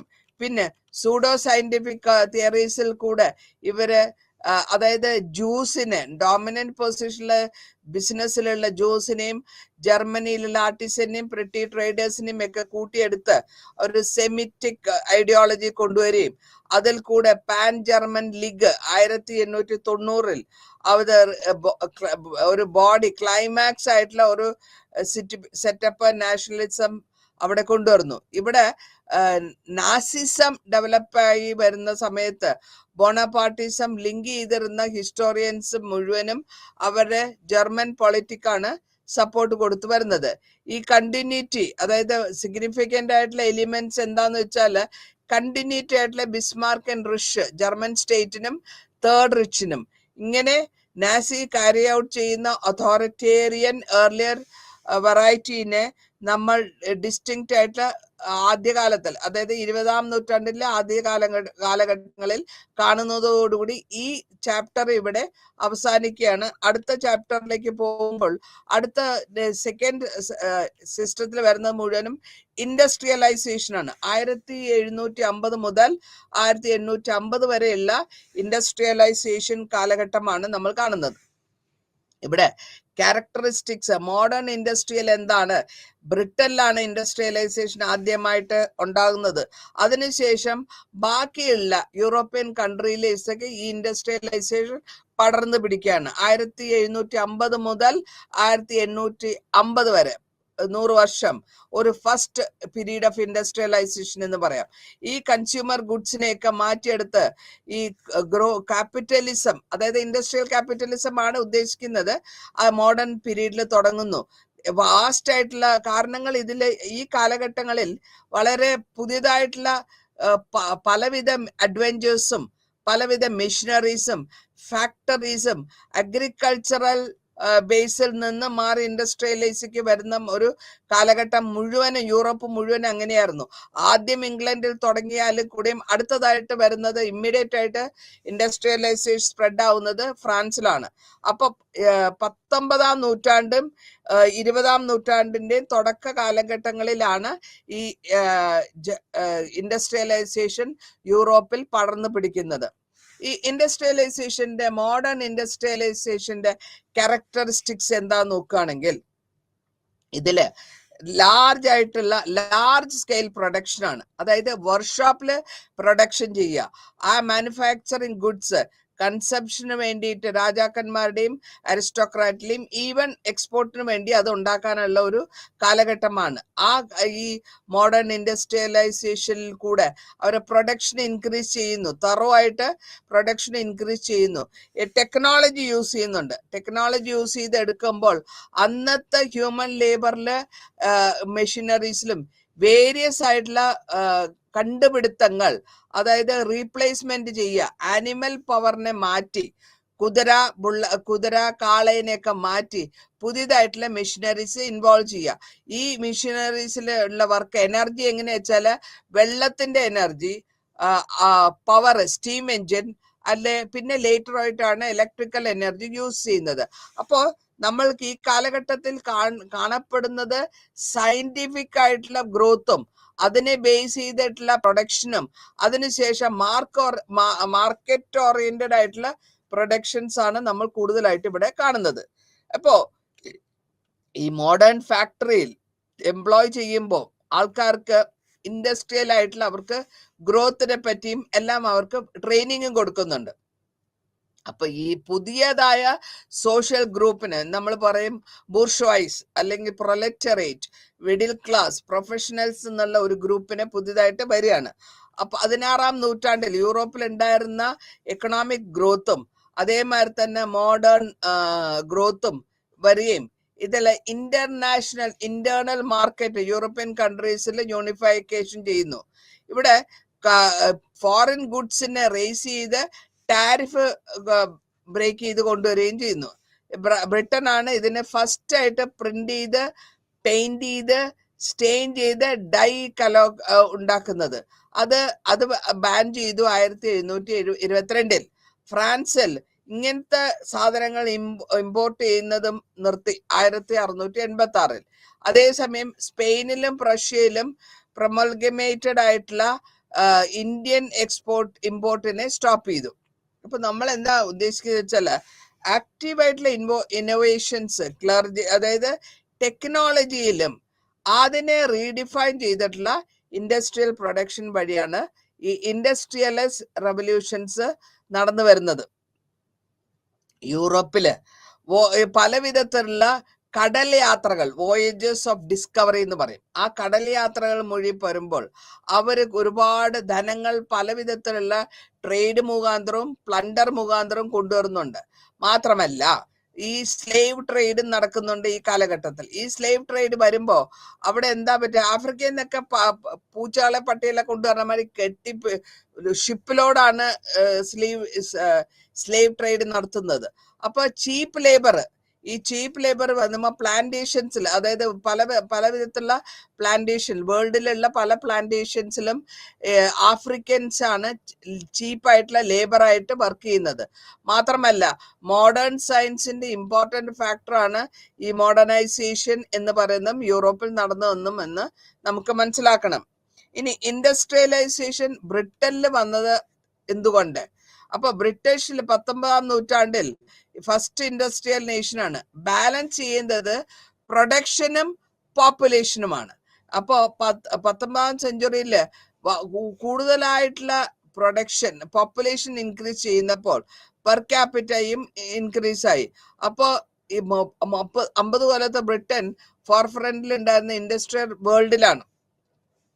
ഇതിൽ എറിക് ഹോബ്സ്മാൻ ബ്രിട്ടന്റെ വേൾഡില് പറയുന്ന ഒലിവർ ഷോപ്പ് ഏതായാലും മാസീവ് ആയിട്ടുള്ള ഇമ്പോർട്ടർ എക്സ്പോർട്ടർ ആണ് ഇംഗ്ലണ്ട് നടത്തിക്കൊണ്ടിരുന്നത് എന്നാണ് പറയുന്നതിന്റെ അർത്ഥം. അപ്പോൾ നമ്മൾക്ക് കാണാൻ പറ്റുന്നത് ഈ പീരീഡിൽ ഓർഗനൈസേഷൻ മാനുഫാക്ചറിങ് ഇൻഡസ്ട്രിയും പർട്ടിക്കുലർ ആയിട്ട് എടുത്തു പറയുകയാണെങ്കിൽ കോട്ടനും അയൺ ആണ് തുടങ്ങി വന്നത്, ട്രാൻസ്ഫോം ചെയ്തു വരുന്നത്. ഇവിടെ ഹിസ്റ്റോറിയൻസ് പറയുന്നുണ്ട് ബ്രിട്ടൻ ഇൻഡസ്ട്രിയലൈസ്ഡ് ഫസ്റ്റ്. അപ്പോ അത് മാത്രമല്ല, അവിടെ കൂടുതലായിട്ട് അവര് അതിന്റെ തൊട്ട് പിന്നാലായിട്ട് വരുന്നത് ഫ്രാൻസ് ആണ് നമ്മുടെ ഇൻഡസ്ട്രിയൽ റവല്യൂഷനിൽ കൂടെ വരുന്നത്. ബ്രിട്ടന്റെ എന്തുകൊണ്ടാണെന്ന് വെച്ചാൽ 1750 മുതൽ 80 വരെ ബ്രിട്ടനിലെ മോസ്റ്റ് ഇൻഡസ്ട്രിയൽ എക്കോണമി ആയിട്ട് മാറുകയാണ്. ഈ ഇൻഡസ്ട്രിയലൈസേഷൻ കോട്ടൺ ടെക്സ്റ്റൈൽസിലും അയണിങ്ങിലും മൈനിങ് ഇൻഡസ്ട്രീസിലാണ് ഇത് വരുന്നത്. അതിന് ഫാക്ടേഴ്സ് റെസ്പോൺസിബിൾ ആയിട്ടുള്ള എന്താന്ന് വെച്ചാൽ അഗ്രേറിയൻ സ്ട്രക്ചർ എന്ന് പറയും, അല്ലെങ്കിൽ അഗ്രേറിയൻ റവല്യൂഷൻ. ഈ റവല്യൂഷൻ അഗ്രികൾച്ചറിലുള്ള അഗ്രേറിയൻ ചേഞ്ചസ് പെട്ടെന്നായിട്ടുള്ള നോൺ അഗ്രികൾച്ചറൽ ഈ ഇൻക്രീസ് ആയിട്ടുള്ള പ്രൊഡക്ഷൻ വരുന്നു. അപ്പൊ പോപ്പുലേഷൻ ഇൻക്രീസ് ആയി, നോൺ അഗ്രികൾച്ചറൽ ആക്ടിവിറ്റീസ് വന്നു. കൂടാണ്ട് ഈ ഇംഗ്ലീഷ് റവല്യൂഷൻ ആർക്കിടെക്ചറിൽ കൂടെ അവര് അഗ്രികൾച്ചറൽ റവല്യൂഷൻ ഡെവലപ്പ് ആവുകയും ഈ ഡെവലപ്പായ അഗ്രികൾച്ചറൽ അതർ കൺട്രി അവര് ഇമ്പോർട്ടന്റ് ആയിട്ടുള്ള ഫീച്ചേഴ്സ് പറഞ്ഞു തരാം. 4 ഇമ്പോർട്ടന്റ് ഫീച്ചേഴ്സ് ആണ് വരുന്നത്. ആദ്യം ഫാമിംഗ്, ബിഗ്ഗർ യൂണിറ്റ്സ്, വലിയ തരത്തിലുള്ള നിലങ്ങൾ ഒരുമിച്ചെടുത്ത് മിഡീവൽ ടൈമിൽ ഓപ്പൺ ഫീൽഡ് സിസ്റ്റത്തിനെ അത് ഒരുമിച്ചാക്കി ഇൻഡസ്ട്രി ഉപയോഗിക്കുന്നു, മെഷീനറി ഉണ്ടാക്കുന്നു. അബ്സോർപ്ഷൻ, കോമൺ ലാൻഡിനെ എടുത്ത് കൾട്ടിവേഷൻ ഉണ്ടാക്കുകയും അതിന്റെ കൂടെ അനിമൽ ഹസ്ബൻഡറിനെ പ്രോത്സാഹിപ്പിക്കുകയും ഇജക്ഷൻ ഓഫ് പെസൻട്രീനെ മാറ്റി നിന്ന് അവരെ കർഷകരെ മാറ്റി അഗ്രികൾച്ചറൽ വർക്കേഴ്സ് ആക്കി വളരെ ഇൻക്രീസ് ആയിട്ടുള്ള അഗ്രികൾച്ചറൽ പ്രൊഡക്ടിവിറ്റി ആണ് നമ്മൾ ഈ കാലഘട്ടത്തിൽ കാണുന്നത്. 18ാം നൂറ്റാണ്ടിൽ 19ാം നൂറ്റാണ്ടിലൊക്കെ ഇങ്ങനെ വളരെ റിച്ച് ആയിട്ടുള്ള അരിസ്റ്റോക്രറ്റ്സ് ആണ് ഇവരെ ലാർജ് ഓണേഴ്സ് ഓഫ് ലാൻഡ് ആയിട്ട് വരുന്നത്. അപ്പൊ ലാർജ് ടെനന്റ് ഫാർമേഴ്സ്, അവർക്ക് സഫീഷ്യന്റ് ആയിട്ടുള്ള animals, implements, skilled labour, productive ആയിട്ടുള്ള ഫാമിങ്ങിന് വേണ്ടതൊക്കെ ഉണ്ടാക്കിയെടുക്കുന്നു. പിന്നെ അടുത്ത സ്റ്റെപ്പായി വരുന്ന ഓറിയന്റേഷൻ ആയിട്ട് മാർക്കറ്റാണ്. മാർക്കറ്റും പ്രോഫിറ്റും. ഇംഗ്ലീഷ് അഗ്രികൾച്ചർ ക്യാപിറ്റലിസ്റ്റ് അതേമാതിരി തന്നെ ഫിസിക്കൽ പ്രൊഡക്ടിവിറ്റിയിൽ കൂടെ അവര് കൂടുതലായിട്ട് മാർക്കറ്റിനെ കൂടെ ഡോമിനേറ്റ് ചെയ്ത് ബാക്കിയുള്ള സ്വീഡൻ, സ്വിറ്റ്സർലൻഡിലൊക്കെ എത്തിക്കുകയും ചെയ്യുന്നു. ഇനി നമ്മൾ ഈ ഗ്രാജുവൽ ട്രാൻസ്ഫോർമേഷനിൽ നിന്ന് വരുമ്പോൾ ഇൻഡസ്ട്രിയിലേക്ക് മാറ്റി കഴിഞ്ഞ ശേഷം പിന്നെ നമ്മൾ കാണുന്നത് എന്താ വെച്ചാൽ അവിടെ അർബൻ ഏരിയയിലും സിറ്റി ലൈഫിലുള്ള അവരുടെ സ്ട്രക്ചേഴ്സ് ആണ്. അതായത് അവരുടെ ഡെമോഗ്രാഫിക് ചേഞ്ചസ്, അതായത് പോപ്പുലേഷൻ ഇംഗ്ലണ്ടിൽ കൂടുകയും ഫാസ്റ്റർ ആയിട്ടുള്ള പോപ്പുലേഷൻ വരികയും ഈ പോപ്പുലേഷൻ വഴി അവര് ഭയങ്കരമായിട്ടുള്ള 18ാം നൂറ്റാണ്ടിൽ വളരെ ഗ്രോത്ത്, അതായത് പോപ്പുലേഷൻ വളരെ ഫാസ്റ്റ് ആയിട്ട് ഇംഗ്ലണ്ട് ഭയങ്കര ഗ്രോത്ത് പോപ്പുലേഷൻ വരുന്നു. ആ പോപ്പുലേഷൻ കൂടെ വരുമ്പോൾ അവർക്ക് ന്യൂ എക്കോണമിയും ഇൻഡസ്ട്രിയലൈസേഷൻ കൊണ്ടുവരേണ്ട ആവശ്യം വരുന്നു. എക്സ്പാൻഡിങ് പോപ്പുലേഷൻ കാരണം അവർക്ക് പ്രോസസ് ഓഫ് ഇൻഡസ്ട്രിയലൈസേഷൻ സപ്പോർട്ടിങ് അവരെ ഗ്രോയിങ് പോപ്പുലേഷന് ഒരു ആവശ്യവും വരുന്നുണ്ട്. ഇനി ടെക്നോളജിക്കൽ ഇൻവോൾവ്മെന്റ് എന്ന് വെച്ചാൽ ഇന്നോവേഷൻസ്, പുതിയതായിട്ടുള്ള മിഷനറി കൊണ്ടുവരിക. ആ മിഷനറി ഉപയോഗിച്ചിട്ട് ഇതിനെ ടെക്നോളജിക്കൽ ലെവലില് ബ്രിട്ടീഷിലുള്ള കച്ചവടക്കാർ അല്ലെങ്കിൽ ആന്ത്രപ്രണേഴ്സ് അവര് പല വിധത്തിലുള്ള റിസ്ക് ടേക്കിംഗ് ആയിട്ടുള്ള മിഷനറീസ് ഉണ്ടാവുന്നു. ലേബർ സേവിങ് മെഷീൻസ് ഡിസൈൻ ചെയ്യുന്നു, ടെസ്റ്റ് ചെയ്യുന്നു പ്രൊഡക്ഷനിൽ. അതിൽ സ്പിന്നിങ് ജെന്നി, അതേമാതിരി തന്നെ ഹാർഡ് ലേബർ കുറച്ച്, അതായത് മാനിന് പകരം മിഷൻ എന്നുള്ള ലെവലിലേക്ക് പോരുമ്പോ അവിടെ ആ കാലഘട്ടങ്ങളിൽ 1716 സ്പ്ലിന്റേഴ്സ് ആണെങ്കിൽ 1784 സ്പ്ലിൻഡേഴ്സ് 80 മാറും. അപ്പൊ ഇങ്ങനെ ഇവരുടെ ഓരോ ഇമ്പോർട്ടന്റ് ആയിട്ടുള്ള ഇൻവെൻഷൻസ് എന്താ വാട്ടർ ഫ്രെയിം ആണ്. വാട്ടർ ഉപയോഗിച്ച് റിച്ചാർഡ് ആർക്വൈറ്റ് 1769 ഒരു യാൺ മെഷീൻ ഉണ്ടാക്കുക. അതേമാതിരി തന്നെ യാണിങ് മെഷീൻ ക്രോംപ്ടൺസിന്റെ മൂളും കൂടെ ഒരു നമ്മുടെ ഇന്ത്യൻ മാനുവൽ സ്പിന്നിങ്ങിനെക്കാട്ടിലും ഫാസ്റ്റർ ആയിട്ട് ചെയ്യുന്ന മിഷനറീസ് ഉണ്ടാക്കി. അതിന്റെ കൂടെ ഇവര് വാട്ടറും വെള്ളം തിളപ്പിച്ചിട്ട് ആ സ്റ്റീമിന്റെ പവറിൽ കൂടെ വർക്ക് ചെയ്യുന്ന കോട്ടൺ ഇൻഡസ്ട്രി വരികയാണ്. അപ്പൊ ഈ ടെക്നോളജികൾ വരുമ്പോഴത്തേക്കും ഇവരൊക്കെ കൂടുതൽ സേവ് ചെയ്യുന്നത് ലേബർ കോസ്റ്റ് ആണ്. അത് മാത്രമല്ല പ്രൊഡ്യൂസ് ചെയ്യുന്നത് ഫാസ്റ്റും അപ്പൊ ചീപ്പർ റേറ്റിൽ അത് കിട്ടുകയും ചെയ്യും. അപ്പൊ ഇങ്ങനെ വന്ന് മോഡേൺ ഇൻഡസ്ട്രിയലൈസേഷൻ വരുമ്പോഴത്തേക്കും ഇത് ഇവിടെ നിന്ന് ബാക്കിയുള്ള സ്ഥലത്തേക്ക് പാസ് ചെയ്യാൻ തുടങ്ങുകയാണ്. അങ്ങനെ വരുമ്പോൾ ഇവരെ ഫാക്ടറികളുടെ അടുത്ത് ഇവരെ താമസിപ്പിക്കുന്നു, അല്ലെങ്കിൽ ഫാക്ടറി സിസ്റ്റം കൊണ്ടുവരുന്നു. ആ ഫാക്ടറിയുടെ അടുത്ത് ഇവർക്ക് ലാർജ് ആയിട്ടുള്ള എനർജി, വാട്ടർ, സ്റ്റീം കിട്ടുന്ന സ്ഥലത്ത് അവരെ താമസിപ്പിക്കണം. ആ ഫാക്ടറീസ് ബിൽഡ് ചെയ്ത് സെൻട്രൽ പവർ സോഴ്സിന്റെ അടുത്തായിട്ടാണ് ഫാക്ടറികൾ ഉണ്ടാക്കുക. ആ വാട്ടിസൻസ് കൂടെ വർക്കേഴ്സും മെഷീനെ കൺട്രോൾ ചെയ്യുന്ന മർച്ചന്റ്. ഇപ്പൊ ഇങ്ങനെ പ്രൊഡക്ഷൻ ബ്രോക്കൺ ചെയ്ത് മെഷീൻ ഓപ്പറേറ്റ് ചെയ്യുന്ന വർക്കേഴ്സ് ആണ് അവിടെ വരുന്നത്. അങ്ങനെ ഇൻഡസ്ട്രിയൽ ക്യാപിറ്റലിസം ബ്രിട്ടനിൽ കൂടുതലായിട്ട് വളരെയും, പ്രത്യേകിച്ച് എടുത്തു പറയുകയാണെങ്കിൽ കോട്ടൺ ഇൻഡസ്ട്രിയാണ് ലങ്കാഷ്യറിൽ. അതേ മാത്രമല്ല ഈ പ്രോഫിറ്റ് ഓറിയന്റഡ് ആയിട്ടുള്ള ഇക്കോണമിയാണ് വരുന്നത്. ഇതിന് ഗവൺമെന്റ് സപ്പോർട്ട് ഉണ്ട്. കാരണം ആ കാലഘട്ടങ്ങളിൽ ഞാൻ നേരത്തെ പറഞ്ഞു വോയേജ് വഴി വരുമ്പോൾ അവർ കോളനൈസേഷൻ ചെയ്യുന്നു, കോളനിയിൽ നിന്ന് അവർക്ക് വേണ്ട സാധനങ്ങൾ കൊണ്ടുവരികയും ചെയ്യുന്നു. അങ്ങനെയാണ് ഈ ഗവൺമെന്റിന്റെ ബ്രിട്ടീഷ് ഗവൺമെന്റിന്റെ സപ്പോർട്ട് എല്ലാ തരത്തിലും പുതിയതായിട്ട് വരുന്ന ആൾക്കാർക്ക് സപ്പോർട്ട് കൊടുത്ത് അവര് ഈ അകത്തുള്ള ഇന്റേണൽ ആയിട്ടുള്ള എന്തെങ്കിലും പ്രശ്നങ്ങൾ ഉണ്ടെങ്കിൽ മാറ്റിക്കൊടുക്കുക, ലാൻഡിന് സപ്പോർട്ട് എടുക്കുക, ഏതൊക്കെ ചെക്കിംഗ് സ്ട്രിക്റ്റ് ലോസ് ഉപയോഗിക്കുക, ഹെവി ഫോറിൻ മിലിറ്ററി പോളിസികൾ ഉപയോഗിക്കുക, ബ്രിട്ടീഷിന്റെ നേവിനെ കൊണ്ട് ചെയ്യിക്കുക, റൈവൽസിനെ ഡിഫീറ്റ് ചെയ്യാൻ. അങ്ങനെ ഇവര് വലിയ വിധത്തിലുള്ള ക്യാപിറ്റൽ അക്യുമുലേഷൻ, അതായത് വേണമെങ്കിൽ പറയാം ഇൻഡസ്ട്രിയൽ ക്യാപിറ്റൽ അക്യുമുലേഷൻ എന്ന് വേണേൽ പറയും. അത് മാത്രമല്ല ഇത് പുറത്തെ രാജ്യങ്ങളിൽ കൊണ്ടുപോയി ഓവർസീസ് മാർക്കറ്റ് അവർ പിടിച്ചെടുക്കുകയും ചെയ്യുന്നു. അങ്ങനെ ഗവൺമെന്റ് ഇവർക്ക് ഫുൾ സപ്പോർട്ടാണ് കൊടുക്കുന്നത്.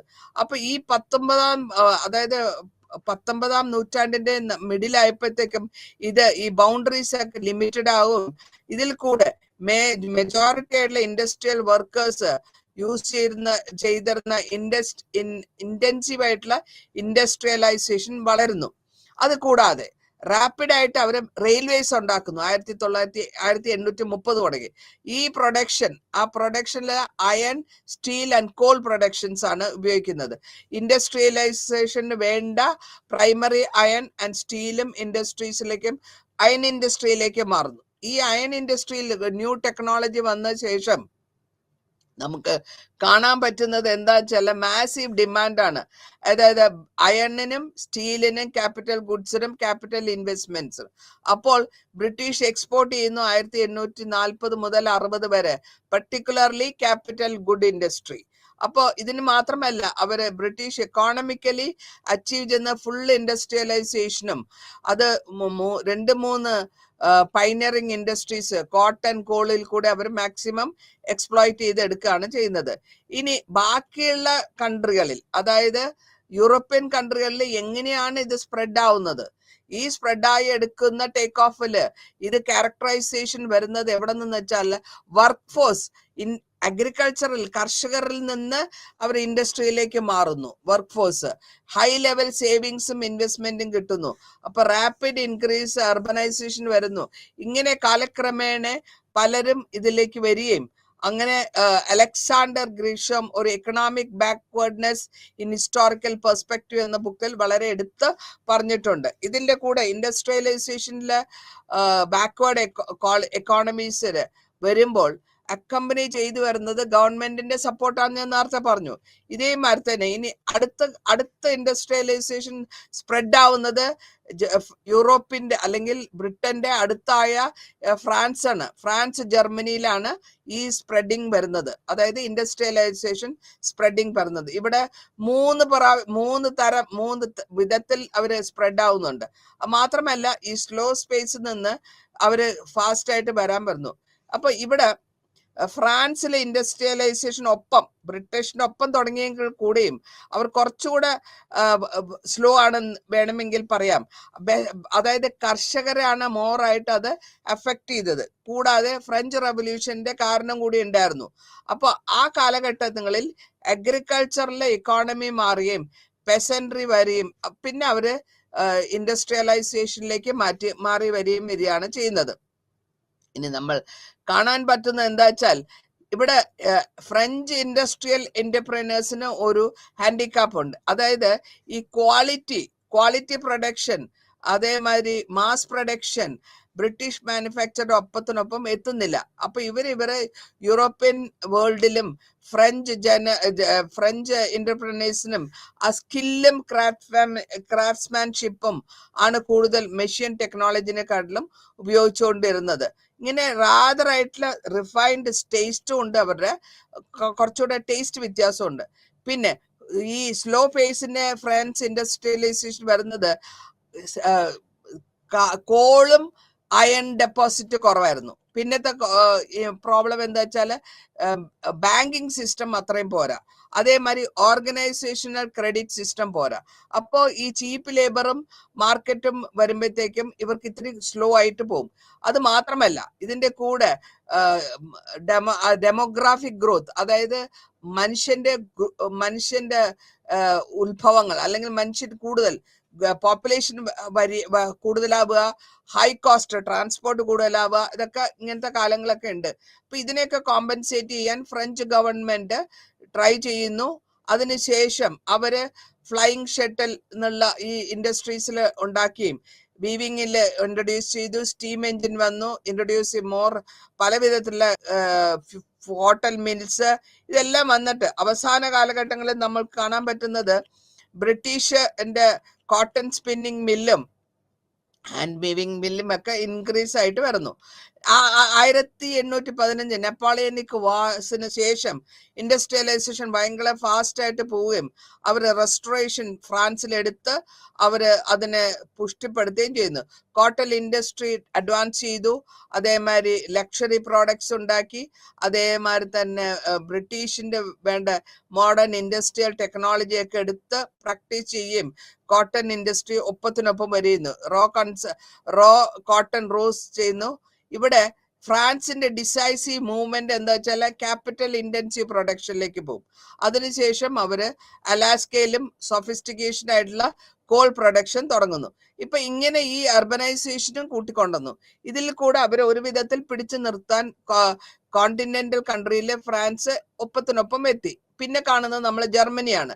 ജർമ്മനിയുടെ rate of growth faster than Britain ആണെങ്കിൽ കൂടെയും അവരുടെയും ജർമ്മനിയിലെ ഹെവി ഇൻഡസ്ട്രിയൽ പുഷിൽ അതിലേക്കാണ് അവർ പോകുന്നത്.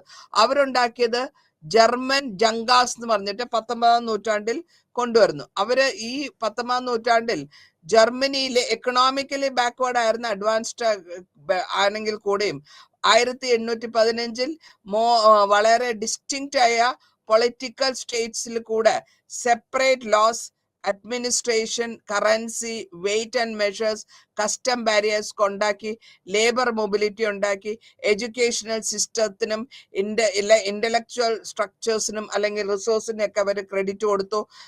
പ്രൊമോട്ട് ചെയ്തെടുത്തത് ക്രെഡിറ്റ് നെറ്റ്വർക്ക് കൊണ്ടുവന്നു, ഡെവലപ്പ് ചെയ്തു ക്രാഫ്റ്റ് ട്രഡീഷൻസ്, അതേമാതിരി തന്നെ മോഡേൺ കോൾ റിക്വയർഡ് ആയിട്ടുള്ളതൊക്കെ അവര് ഉണ്ടാക്കിയെടുക്കുകയും ചെയ്തു. അങ്ങനെ ഇതിന് കൂടെ ജർമ്മൻ നാഷണലിസം വളരെ 19ാം നൂറ്റാണ്ടിൽ വളരെ സ്ട്രോങ് ആൻഡ് അസർട്ടീവ് ആണ്. അപ്പോ ഈ ജർമ്മൻ ഇൻഡസ്ട്രിയലൈസേഷത്തിൽ 3 ഫേസിൽ കൂടിയാണ് പോകുന്നത്. ആദ്യത്തെ കാലഘട്ടം ഇൻഡസ്ട്രിയലൈസേഷൻ 1830 വരെ, അതിനുശേഷം ടെക്നോളജിയിലൊക്കെ എടുക്കുന്നു. രണ്ടാമത്തത് period big surge in industrialisation എന്ന് പറയും. അത് 1830 തൊട്ട് 70 വരെ. അപ്പോഴാണ് റെയിൽവേസ് ഉണ്ടാക്കുകയും മാസീവ് സ്കെയിലിൽ കൊണ്ടാക്കി ഹ്യൂജ് ഫോറിനും ഇൻഡിജിനിയസ് ആയിട്ടുള്ള ഇൻവെസ്റ്റ്മെന്റ് കൊണ്ടിരിക്കുന്നു. മൂന്നാമത്തെ ഫേസ് എന്ന് പറയുമ്പോൾ മെച്യൂർ ആയ ഇൻഡസ്ട്രിയലൈസേഷൻ കൊണ്ടുവന്ന് അവർ ബിഗ്ഗസ്റ്റ് കോണ്ടിനെന്റ് ആയിട്ട് മാറുന്നു. അപ്പോൾ ഇവിടെ നമുക്ക് കാണാൻ പറ്റുന്നത് ഇമ്പോർട്ടൻ്റ് ആയിട്ടുള്ള സ്റ്റെപ്പ് വെച്ചാൽ കോമൺ മാർക്കറ്റ് ആണ്. കോമൺ മാർക്കറ്റ് പ്രഷ്യൻ യൂണിയനിൽ 1818 കൊണ്ടുവരികയും 1834 ആയപ്പോഴത്തേക്കും ഭയങ്കര കസ്റ്റംസ് ഒക്കെ കൊണ്ടുവന്ന് ജർമ്മനി വളരെ ഇമ്പോർട്ടൻ്റ് എക്കണോമിക് ഡെവലപ്മെന്റ് കൊണ്ടുവരുന്നു. ഫ്രീ മൂവ്മെന്റ് ഗുഡ്സ് റെഡ്യൂസ് ചെയ്തു, അതേമാതിരി ഫെസിലിറ്റേറ്റ് ചെയ്തെടുത്തു. ഇൻവെസ്റ്റ്മെന്റിനെ പറ്റി റെയിൽവേസ് കൊണ്ടുവന്നു. ആ റെയിൽവേസ് കൂടി അവരുടെ ട്രാൻസ്പോർട്ട് ബൂസ്റ്റ് ചെയ്തു. ട്രാൻസ്പോർട്ടേഷൻ ജർമ്മൻ ഇൻഡസ്ട്രിയലൈസേഷൻ വളരെ കാര്യമായിട്ട് കൊണ്ടുവരികയും റെയിൽവേ കൺസ്ട്രക്ഷൻസും ഒക്കെ വളരെ നെറ്റ്വർക്കാണ് അവർ ഉണ്ടാക്കി കൊണ്ടുവരുന്നത്.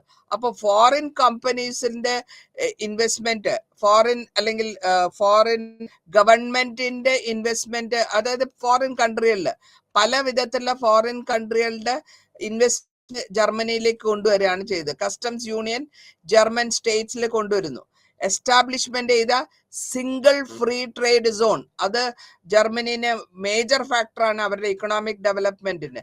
ഇതിൽ കൂടെ അവർ പ്രഷ്യനെ കൺട്രോൾ ചെയ്ത മോണിറ്ററി ഇന്റഗ്രേഷൻ മേക്കിങ്ങും അതേമാതിരി ഇന്റർ സ്റ്റേറ്റ് അകത്ത് തന്നെ സ്റ്റേറ്റ് ട്രേഡ് അവർ ലെസ് കോസ്റ്റ്ലിയില് അവർ ജർമ്മനി പ്രാക്ടീസ് ചെയ്യുന്നു.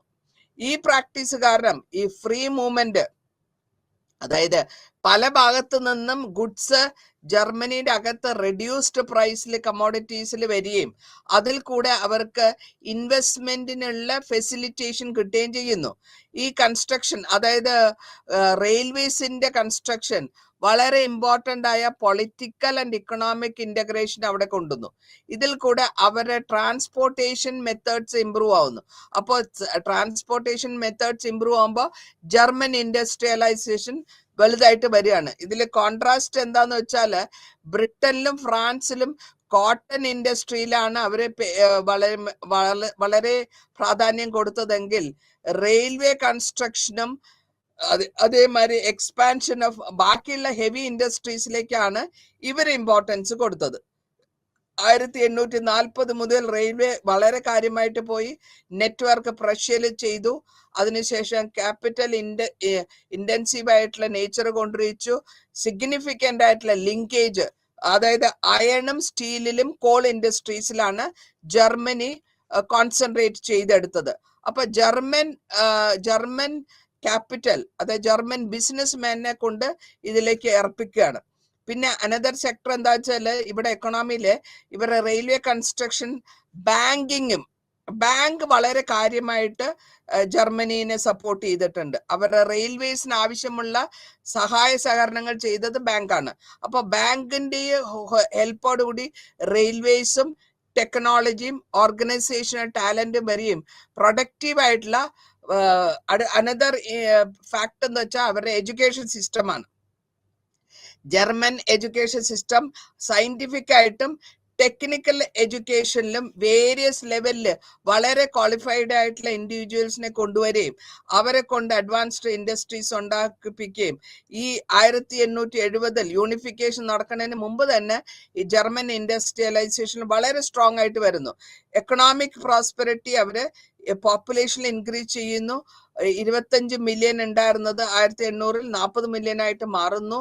ഇതില് ഈ റിയൽ ആയിട്ടുള്ള ഡോളർ റേറ്റിൽ നോക്കുമ്പോൾ വളരെ ഗ്രോത്ത് ആണ്. ഇൻഡസ്ട്രിയൽ ഗ്രോത്തിൽ കൂടെ ഇന്റൻസിഫിക്കേഷൻ മുഖാന്തരം ഇവർക്ക് 1870 leading development, large scale business ആണ് എന്റർപ്രൈസിങ് ചെയ്തെടുക്കുന്നത് ജർമ്മൻസ്. അത് ഏതൊക്കെ ഇൻഡസ്ട്രീസിലേക്കാണ് അവർ ഇൻവെസ്റ്റ്മെന്റ് കൊണ്ടിരിക്കണമെന്ന് വരികയാണെങ്കിൽ എഞ്ചിനീയേഴ്സ്, വർക്കേഴ്സ്, സിഗ്നിഫിക്കൻ്റ് ആയിട്ടുള്ള ആ ഏരിയകൾ, അതായത് coal mining, chemicals and heavy എഞ്ചിനീയറിംഗിലാണ് അവര് കൂടുതൽ കോൺസെൻട്രേറ്റ് ചെയ്തെടുക്കുന്നത്. അപ്പൊ നമ്മൾ ഇവിടെ ഈ ചാപ്റ്ററിന്റെ അവസാന കാലഘട്ടത്തിലേക്ക് വരുമ്പോഴത്തേക്ക് നമ്മൾ എന്താ മനസ്സിലാക്കുന്ന വെച്ചാൽ ഈ യൂറോപ്യൻ കൺട്രീസ് എല്ലാ വിധത്തിലും സോഷ്യൽ ആയിട്ടുള്ള ഗ്രോത്ത്, എക്കണോമിക്കൽ ചേഞ്ചസ് കൊണ്ടുവന്ന് അവരെ ഇൻഡസ്ട്രിയൽ ഡെവലപ്മെന്റിലേക്ക് കൊണ്ടുവരുന്നെങ്കിൽ കൂടെയും ദ എക്കണോമിക് ചേഞ്ചസ് ഡിഫർ, ഓരോ കൺട്രിയിലും ഡിഫറെന്റ് ആണ്. അതേമാതിരി ഓരോ കൺട്രിയിലെ അവരുടെ ടൈമിങ്ങും ഡിഫറെൻ്റ് ആണ്. അതേമാതിരി 1914 ഏറ്റവും യൂറോപ്പിലെ ഏറ്റവും ഇൻഡസ്ട്രിയലൈസേഷൻ വന്നിട്ടുള്ള ഫോംസ് ഓഫ് പല വിധത്തിലുള്ള പ്രൊഡക്ഷനിലാണ് അവർ ചേഞ്ചസ് കൊണ്ടുവന്നത് എന്ന് പറയുമ്പോഴത്തേക്കും ഈ ചാപ്റ്റർ ഇവിടെ അവസാനിക്കുകയാണ്. അപ്പോൾ അതോടുകൂടി നമ്മൾ ഈ 7ാമത്തെ ചാപ്റ്ററിന്റെ ലാസ്റ്റ് ഭാഗത്തിലെത്തോ ട്രാൻസ്ഫോർമേഷൻ, അത് പെസന്റും കർഷകരും വാട്ടിസനും മാറുന്നു. നന്ദി, നമസ്കാരം.